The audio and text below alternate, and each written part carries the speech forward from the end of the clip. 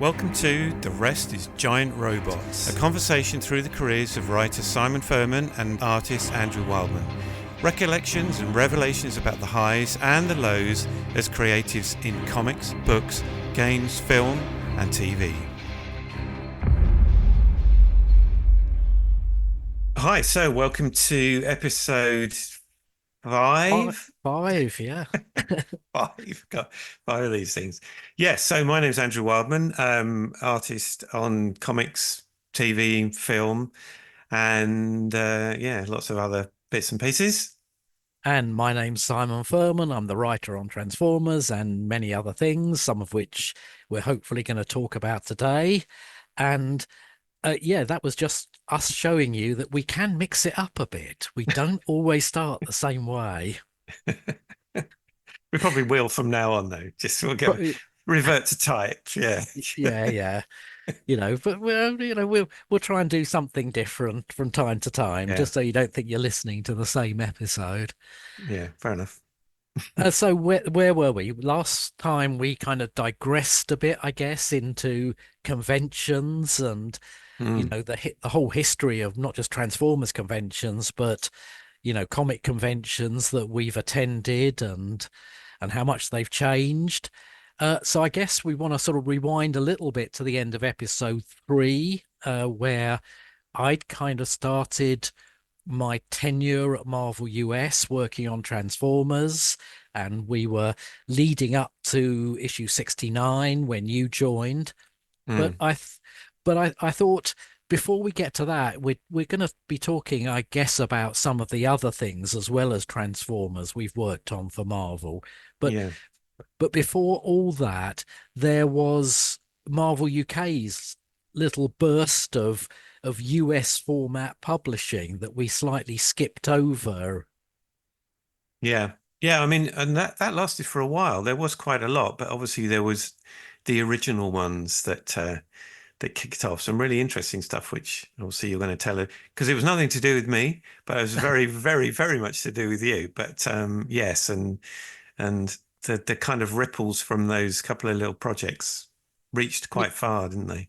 Yeah, absolutely did. And, of course, it ends up there is a connection to Transformers in here as well, which we'll get to. But yeah, this was pretty much Richard Starking's initiative. We'd had visitations, as I think we've spoken about already, from editor-in-chiefs at Marvel US.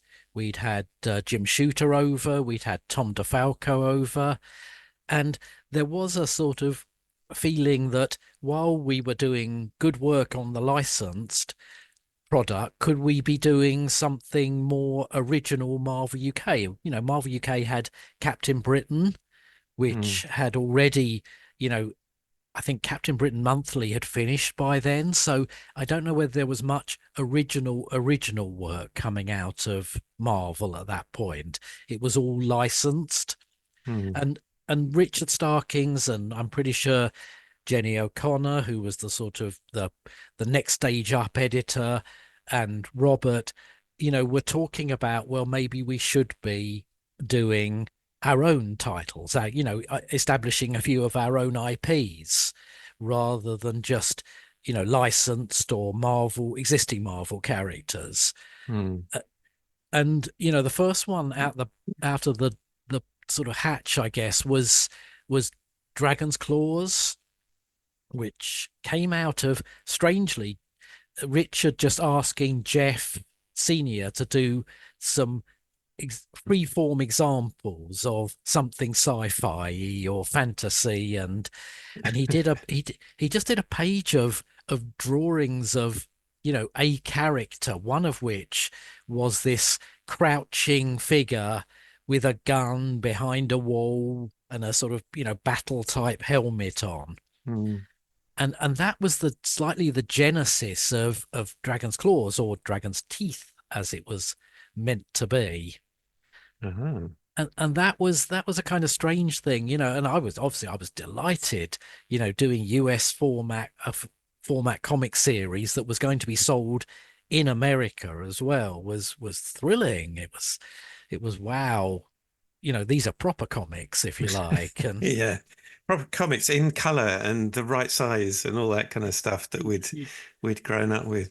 So yeah, just so that initial sketches then that Jeff did. So he was just given carte blanche to do whatever he wanted. So given the time period here, so what would he be riffing off of? Probably Rogue Trooper, bit of yeah, kind of what else was around at the time, do you think would have been influences on Jeff? yeah, certainly. I mean, I know, subsequently he was a big fan of Conan and things like that. So we might have veered towards fantasy. And I'm pretty sure on those samples there was a big snake-like creature that could have come Uh, out of a Conan story. But okay.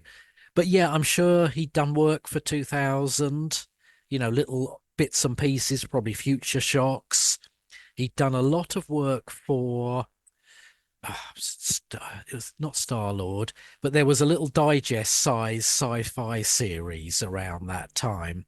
Mm, It's not Star Lord, that was something else. Anyway, I will come up with what that was, but he'd done a lot of sci-fi stuff for that.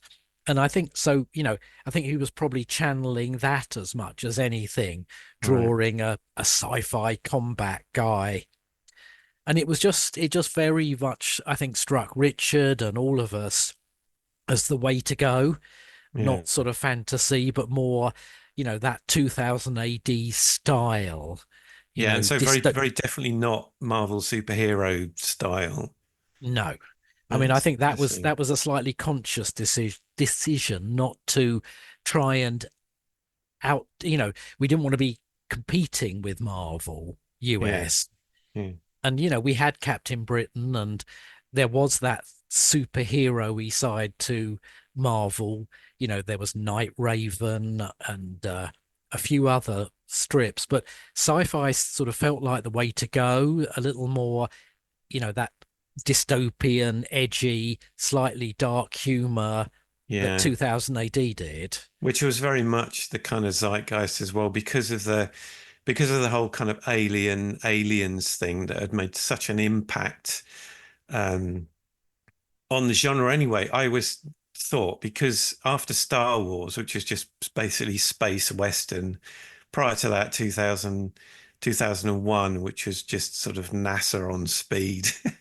Yeah, But the kind of horror sci-fi thing, I think caught a lot of people's imagination, Blade Runner, all that kind of thing. So you can, and it was very much a European style rather than American. So yeah, you could see how that would kind of filter into what kind of comics people would want to do, and certainly did into 2000 AD anyway, didn't it? yeah. And I think all the three series that Marvel kicked off with in that format were very much, let's stick with sci-fi. Let's stick with, Yeah. that slightly, off-kilter British humor or, approach to comics storytelling. Mm. And, I was more or less just sent off to come up with a framework based on one illustration, which was kind of strange. Yeah. But in a way, that was great. It meant I could just draw on all my own influences. So, I was heavily influenced by, we may have talked about this already, but 70s sci-fi movies. I thought the 70s was a great time for sci-fi, not just Alien, but you had I was very impressed with a film called Rollerball, which was a sort of Oh yeah, yeah, futuristic sport thing, and that yeah, came into play. And Charlton Heston seemed to be in every sci-fi film of the 60s. There was Soylent Green, there was Planet of the Apes. I think he did a version of that Last Man on Earth called the Omega Man. yeah, And I just loved all this slightly dystopian sci-fi of the time. And I think that all played in. And Rollerball particularly, the whole conceit of Rollerball was that there was this sort of extremely ultra-violent sport, mm, like it was like a roller derby, but with spiked knuckles and things and mm, motorbike crashes. James Caan was in it, That's and right. um and the actual film, you know it has it's the games you watch it for. And I remember finding it very visceral and exciting and energetic, and I thought, I wonder if I can channel something of that into Dragon's Teeth. Mm. And Dragon's Teeth so called because there was that mythological thing of sowing dragon's teeth, and warriors would rise up, from new warriors would arise from the dragon's teeth. And Wow, it was going, I've not heard that. Not yeah, heard that yeah, legend. Wow. yeah, no. I think it's even in one of the Ray Harryhausen movies. It's one of those old Greek myth things. Yeah, yeah, okay. And anyway, that was the genesis of the title. Rollerball was my slightly, well, okay, it's a futuristic, very violent game that keeps the masses happy. Mm. And then, from there, I just sort of spun it out, and we put in a definite, quite early eco theme into it that, the world has been somewhat used and abused by the year, weirdly, 8162. I don't know who came up with such a far future, but might have been Richard. And yeah, from there we just sort of spun out this, you know, sci-fi opus that we thought was going to run and run. Of course, it didn't, but we did do our 10 issues of that. And at the time, we'd moved Death's Head out of Transformers. Mm. We'd already done a little sort of side U-turn to get him a Marvel copyright, and now we wanted to move him out of Transformers, which we did, of all things, via Doctor Who Monthly. Yeah. You know, he was in a little crossover strip where he meets the seventh Doctor, I want to say, sixth Doctor, and and um and gets shrunk to human size and ends up in Dragon's Claws issue 5.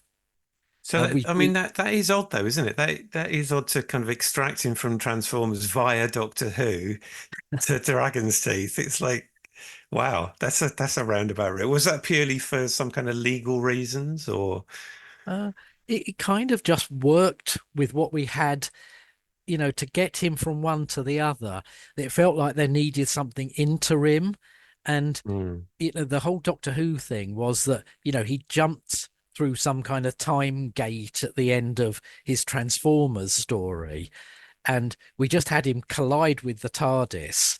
And the the Doctor the Doctor had this gadget he'd acquired from his nemesis, the Master, called the tissue decompression eliminator or something. Anyway, it shrunk Oh things. yeah, one of those. Yeah, I got one of those Yes. somewhere. Yeah.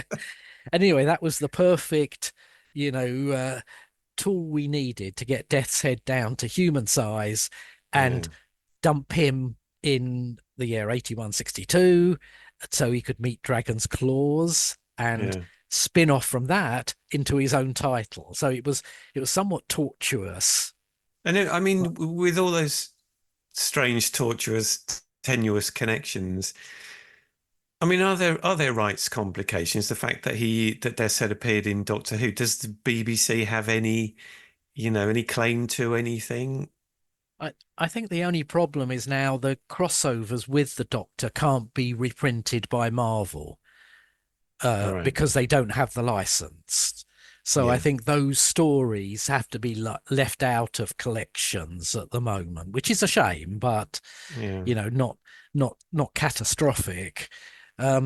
Yeah, so I think that's the only sort of problem that, you know, at the time Marvel UK had, you know, the Transformers license, the Doctor Who license, and then created their own titles. So there Hmm. wasn't an issue. But yeah, these days, I wonder if the BBC would be so happy with us bouncing characters of our own through the Doctor Who's sort of license material. It was a Yeah. simpler time. Yes, it certainly was. I think Yeah. that should be our mantra for this whole series. It was a It simpler was simpler time. time. Yeah. Yeah. Not Anyways, necessarily, not necessarily for the better. No, no, maybe not.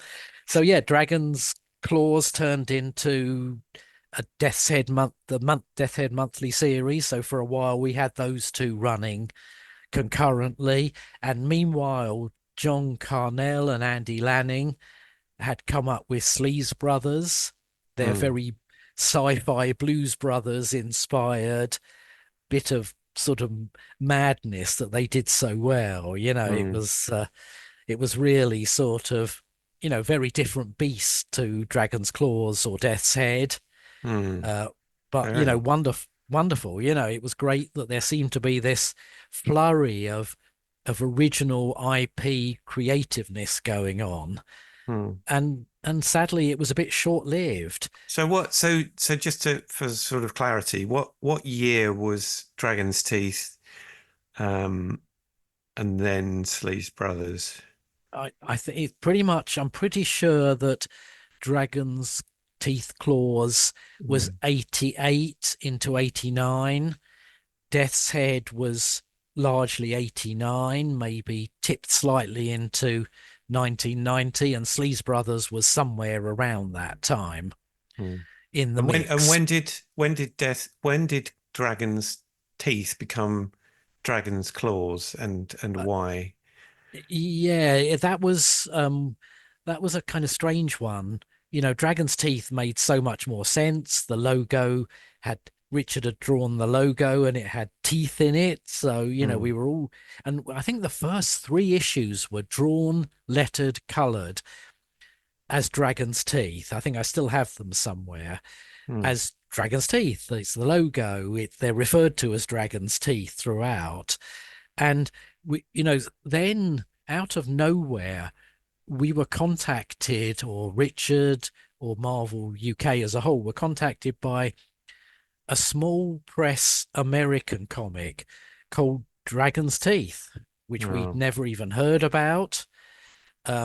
And in the end, I think only two issues of it ever came out, but they objected to us using the name. And mm, rather than risk a battle or some kind of legal challenge, it was all changed last minute to Dragon's Claws, and a vast amount of relettering and relogoing and every, all the proofs then had to be redone and reapproved. So yeah, it was quite almost catastrophic, really, because yeah, a lot of work was done by that time. So it must have been very last minute for the first issue to make it out as Dragon's Claws rather yeah, than Teeth. yeah. And I mean, back then, back in sort of 89. I mean, it's different now because if you come up with an idea for a project or a property, you can do a deep dive into the internet and you can find out whether it's going to clash with, Mm. any registered trademarks or that kind of thing. But back then, I mean, to do due diligence on that would be really difficult. Plus the Yeah, I fact mean, that, and then something that was only two issues of a fairly obscure comic is not likely to give you any grief, but then you have to err on the side of caution, don't you? yeah. Just in case. Given then that you changed it to Dragon's Claws, did that affect the narrative, given that it was based on the idea of planting dragon's teeth? Not really. I mean, No. that was the genesis of the title and something. It was going to be of the concept, but we never got to run with it long enough for that to come into play, that Oh, right. characters Okay. would get killed and replaced, and there'd be a new lineup. You'd get gradually evolving lineup of supporting characters who'd be the Mm. new teeth, the new sort of team members. So no, sadly, we never really got to the stage with it where that would have come into play. Right. And how many issues was Dragon's Claws? 10, you It said, was didn't you? it was 10. 10, yeah. It was 10, and again, there's lots of reasons why sales didn't really go the way we hoped. And that was one of them, was that it was very, very early stages of any kind of direct market in America. Mm. The direct market being the the ones that went to comic stores, and comic stores could order independent of the newsstand Yeah. distribution. So it was very early days in that. I think, these days it would have been in Diamond previews or, the equivalent, and it would have been picked up more in the US. Mm. And the other problem was, because it was US format, when it went to UK retailers like WH Smith, it slipped down behind all the slightly more A4 sized comics, Yeah. and just wasn't as visible on the racking. Mm. Yeah. So yeah, various things combined, and we only got 10 issues of Death's Head. Sleaze Brothers was only meant to be a 6-issue limited series. Right. So all of that came out. But again, I'm sure the plan was to do more Sleaze Brothers, introduce other, titles. But sadly, it was all a bit short-lived. Mm. Mm. And then that was prior to all the stuff that came later when Paul Neary was there, was it? They were doing a lot of Marvel proper Marvel books in the UK, Yeah. but that was a different outfit, wasn't it? Yeah, that was a sort of second wave that happened, I suppose, in about 1992, something like that. Yeah. Three, somewhere around that. Yeah, and that was more or less spearheaded by Paul Neary, and relied much more heavily on Marvel superheroes cropping up in just about every Yeah. issue of every title. Usually Wolverine. Yeah. Yes, there were a lot of Wolverine He guest got around a stars. bit, didn't he, old Wolverine? He was Yes. like an imp. Yeah. Yeah. I mean, there's some great stuff in that second wave, but unfortunately, the guest star thing kind of makes it look very gratuitously targeted at, that early 90s. Marvel was booming with all we've talked about before, the image, style, Yeah. influences, and big guns and bullet belts, Yeah. and and that definitely was part of that second Marvel UK wave as well. Yeah. Yeah. Yeah. But not as good as the original wave with that just sense of originality. Is Mm, incredible, isn't it? With Dragon's Claws and Sleaze Brothers and Death's Head. It's like just yeah, wonderful. Now you explain it. It's so British, yes, which is and just, yeah. yeah, I mean, and we weren't beyond by the end of Death's Head's sort of 10-issue run, we'd started to realize that we probably needed to put Marvel guest stars in things. So, issue 9 has the Fantastic Four, and Mm. issue 10 has the Iron Man of 2020 in it. So we were starting a bit late in the day to realize that we probably needed that edge of, we're part of this shared universe that Marvel US did so well. Yeah, and I suppose if you do that, make that move to include um some of the US Marvel characters, then there's always the chance that they might notice that and then you know, pull the kind of UK Marvel characters into the Marvel US books and give them a bit more longevity. Because I mean, Death's Yeah. Head has done well in terms of maintaining some presence. I mean, it's a toy Mm, now. I mean, for goodness sake. yes. Yeah. Yeah. I mean, it's several toys actually, but yeah, they've just brought out the nice full-sized Marvel Legends figure of Death's Head. Yeah. And, it's great. It's great that he's still around. And yeah, I think some of that was, helped considerably by the fact that we drafted in Walter Simonson, big Mm. name artist, of course, Famous for who, Thor. Yeah. well, yeah, and he really liked the character, and we got him to do a couple of covers. He did the cover to issue 9 with the Fantastic Four in it, and then he did the cover to The Body in Question, the graphic novel, and he did one of the covers for Strip, which Mm. we which broke the Death's Head Body in Question graphic novel up into monthly installments. So yeah, he kind of got to grips with the character, and then asked if he could put him in Fantastic Four, and we just said, "Oh, absolutely, Ah, brilliant. Yeah. yes." So yes, from there, and what we're going to get onto talking about in a little bit is once I was working for Marvel US outside of just Transformers, I did my little bit to get Death's Head in the sort of main Marvel universe. Yeah. Yeah. Yeah. Of course you did. Yes, it was your baby.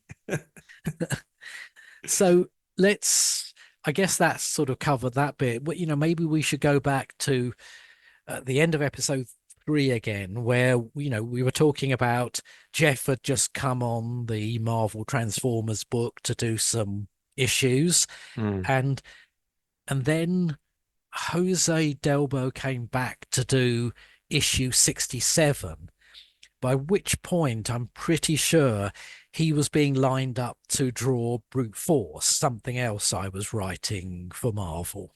right. And we needed a new artist on the book, and I put your name in the frame, I believe. And why don't you take the story from there? Because you did some samples, I believe. I did, yeah. So I don't know whether it was you that told me or whether well, you probably told me that they were going to get in touch. And so this thing came up where they were, there was a possibility of doing the US Transformers book, which was just like, what? Yeah, to work for Marvel US. I mean, that's absolutely, a dream come true to be able to do that. So they got in touch with me and they said, they'd like me to have a go at that. So they asked me to do um, a double page spread of samples. I don't know whether they gave me a piece of script. I can only imagine they did something to work from.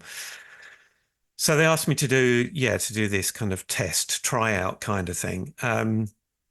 But then there was a little kind of caveat thing or suggestion in a way. And I guess this was probably from Rob Tokar, who was the assistant editor at the time. Don Daly was the editor.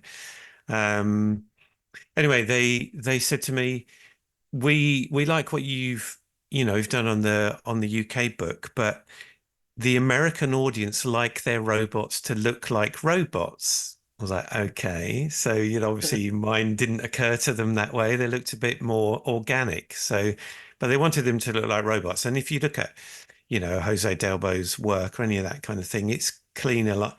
Although, I mean, Jeff was massively Mm. doing his own thing, wasn't he? But Yeah. um, anyway, so I thought, okay, well, I'll take that on board because I want to make the most of this opportunity. So I did my 2-page sample thing and definitely made them look a bit more like US Transformers comic robots, Transformers, whatever, cleaner lines, all that kind of stuff.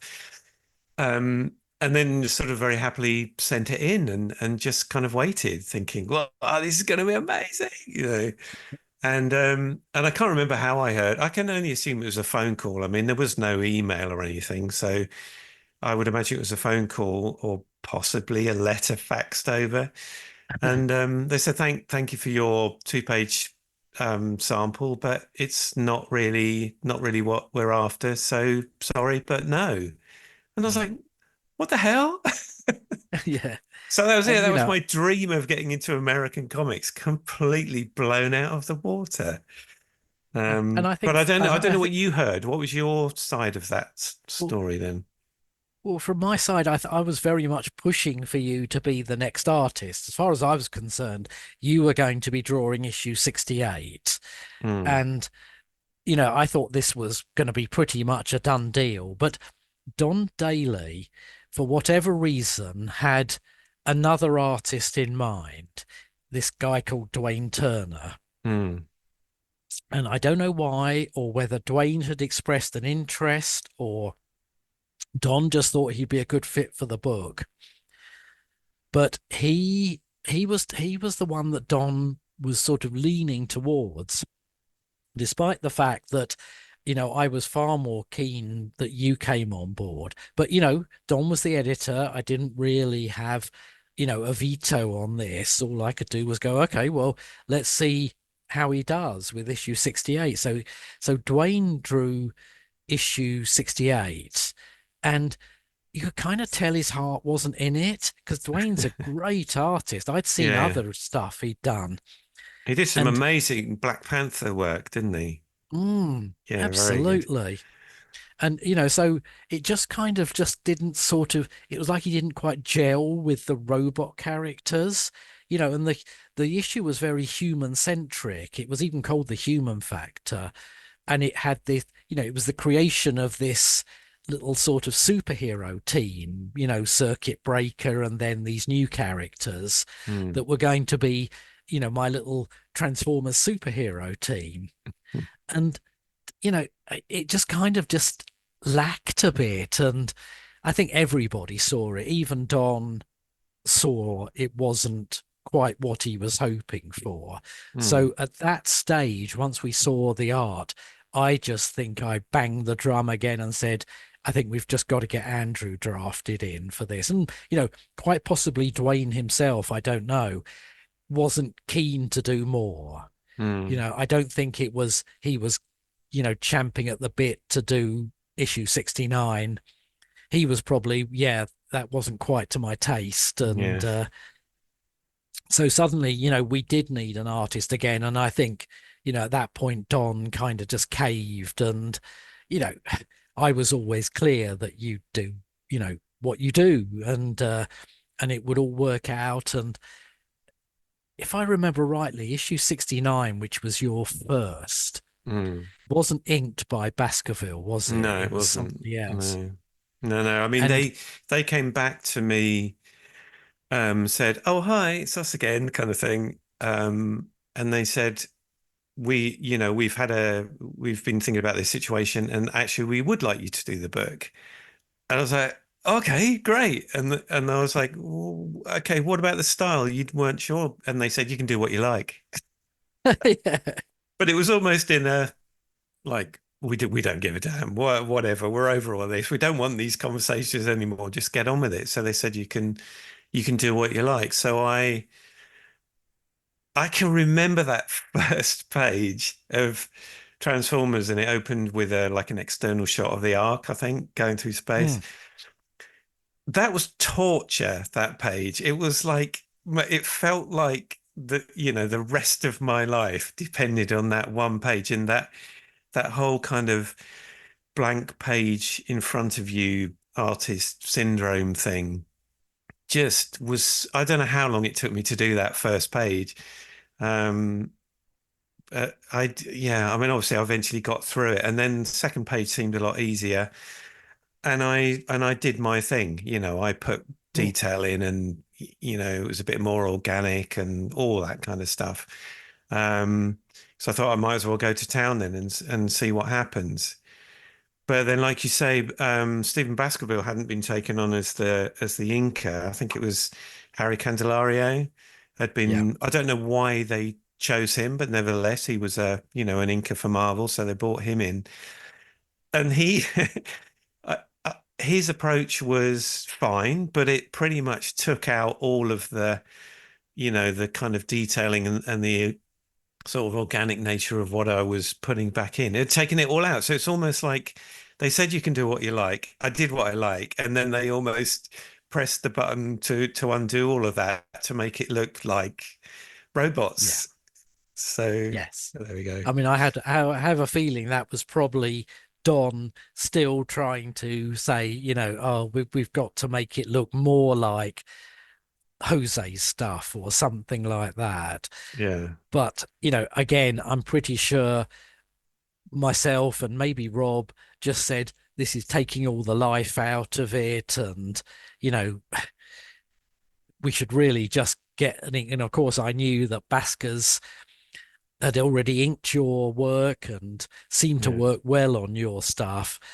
And I think by then Don may even have been moving off of the book and the book Mm, moving sort of solidly over to Rob. It seems likely by then that Don was going to take a step back anyway from it. mm, So my feeling is probably there were lots of things involved, but I think once Rob was in charge, he was just, yep, do your thing, Yeah. and I think we all knew that it it wasn't a book that, you could kind of afford to make slip ups on. We'd lose audience, Yeah. and it just had to be, go for it each time. You know, either the fans are going to be on board or they're not. But this sort of chopping with artists and styles wasn't going to help. So consistency was what I wanted, and I think Rob wanted, and that's what we got with you and Baskers. Yeah. I mean, the that first issue I did, 69, prior to knowing who was going to ink it or whatever, I can remember, like I say, I really kind of labored over the first page, but the rest of the issue, there was a lot that I put into it. There was a lot of because it took place on the arc. Those first kind of couple of issues were pretty much all on the arc, weren't they? And I plotted out the kind of geography of the parts of the arc that I was going to use. I remember, draw if there was a particular room that they were in, I would do on a post-it note, just do a little plan view of where things were in that room. Oh, there's screens over here, there's a chair here, then whatever. Where's the door? Right, the door's just there. And then as the script went through and characters went out through the door, then I'd add another post-it note. Okay, right, there's a corridor along here, and just really plotted it out and blocked it all out like I do in storyboarding now. You very often just sort of block things out like that initially. Um, and then obviously we got to that wonderful final shot of issue 69 where we have the whole Mega Ratch thing. Mm, Um, and to draw that was a lot of fun. The way you described it, I mean, it was wonderful the way you described it, where um, you didn't. It wasn't just two characters that got merged together side by side or whatever. You suggested that you wanted to look like one had jumped through the other and got stuck halfway. mm. Um, which I thought was a wonderful idea, but obviously I had to get the heads to mesh together somehow. So I Yeah. think they've got a shared eyeball or something. But Mm, so the heads are meshed together, but the rest of it definitely does look like one coming through the other, even to the point that um, I can't remember which way around it is, but there's the leg that's walked on, but there's a bit of leg that sticks out the back of, yeah. all that kind of thing. So I really enjoyed all that. And then, the inking was, yeah, that's a bit of a shame for my, debut.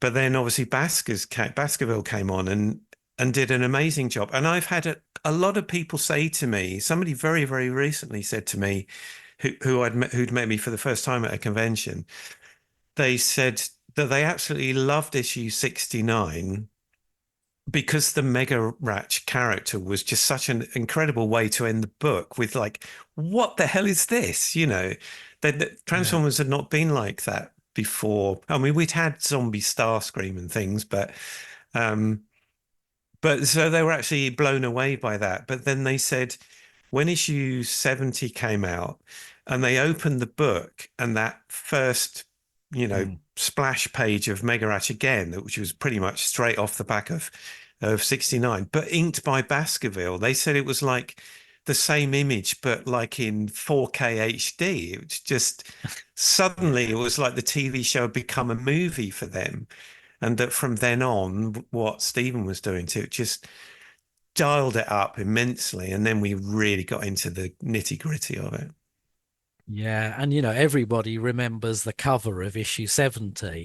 Yeah. They still come up and say, this deeply traumatized me as a child, this cover. And yeah, it was such a fun concept. And that bit about, I'd forgotten that description, that one had more or less passed through the other, but that's Mm, based on the fact that the whole thing starts with a space bridge collapse and Ratchet piling into Megatron as he tries to escape through a space bridge portal, and the whole yeah. thing going kablooey. Mm, And so that, I think, was the genesis of it's one person almost leaping through another. Yeah, no, it was a wonderful description, and just gave me something to think about. That that cover, yeah, that was a lot of fun to draw. I mean, a cover where you've got a cover where you've got full figures is, is great. But when you've got, I love those covers where you go in close on characters and you can get more sort of detail and nuance and feeling and all that kind of thing. And especially into those traumatized faces.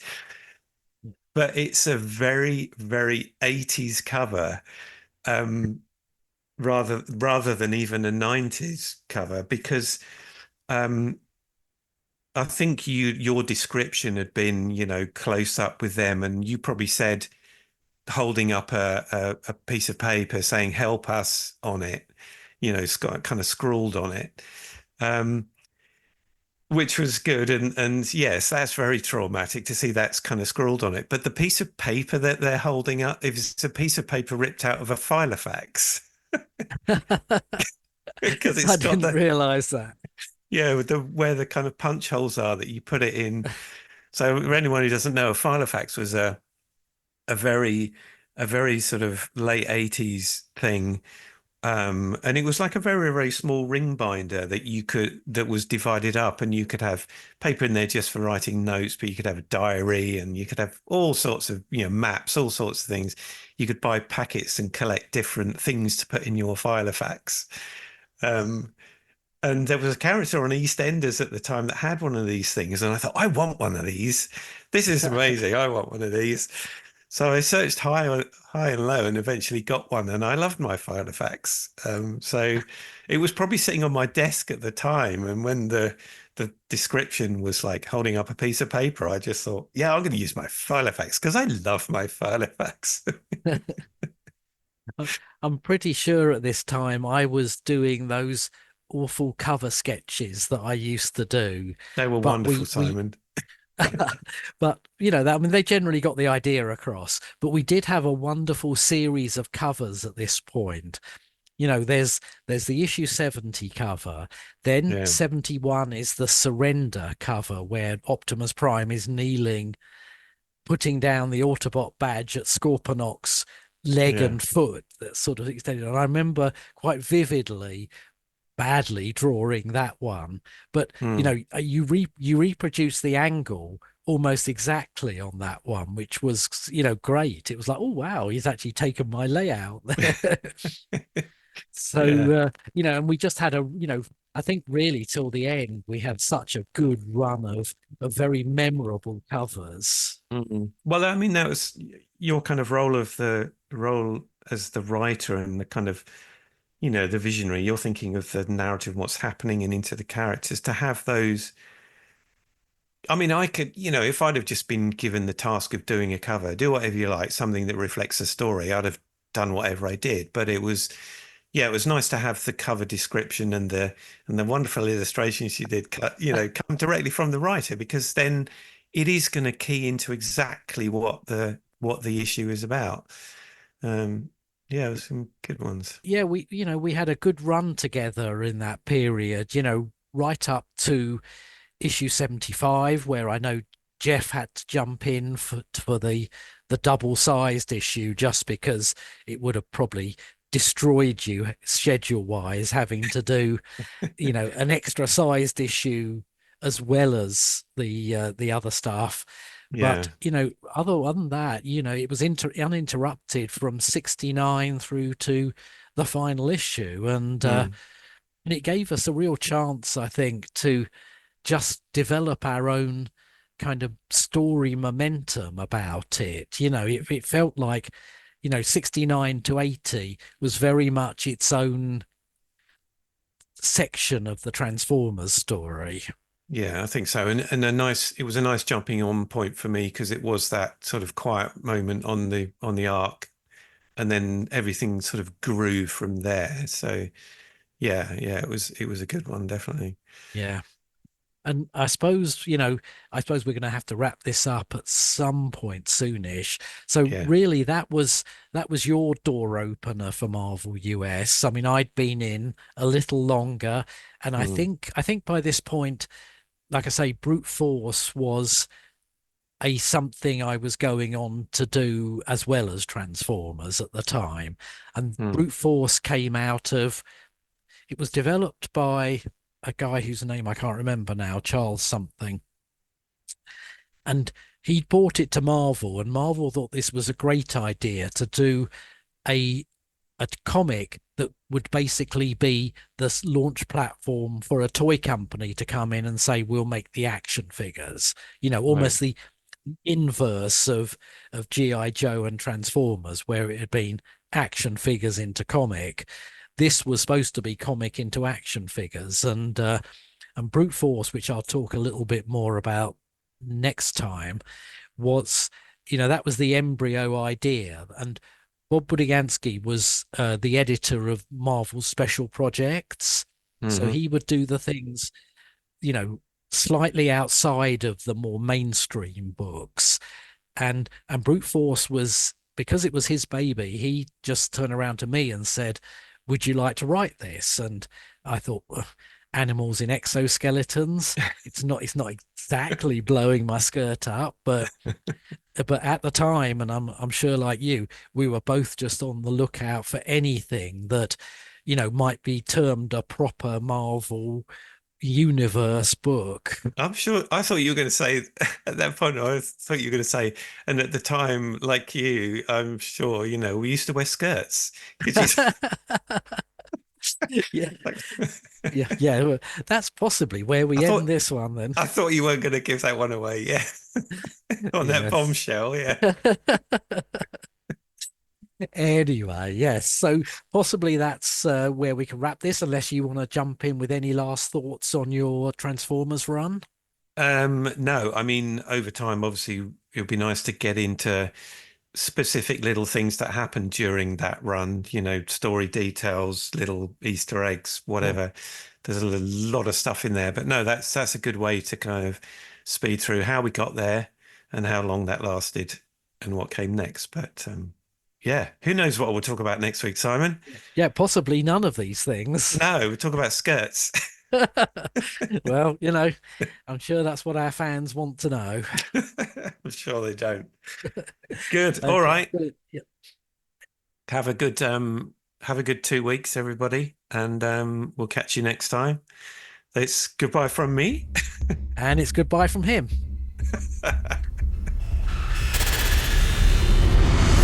Thank you for listening to The Rest is Giant Robots. If you enjoyed what you heard, please consider subscribing for more and maybe share with like-minded friends. This has been a Wildfur production.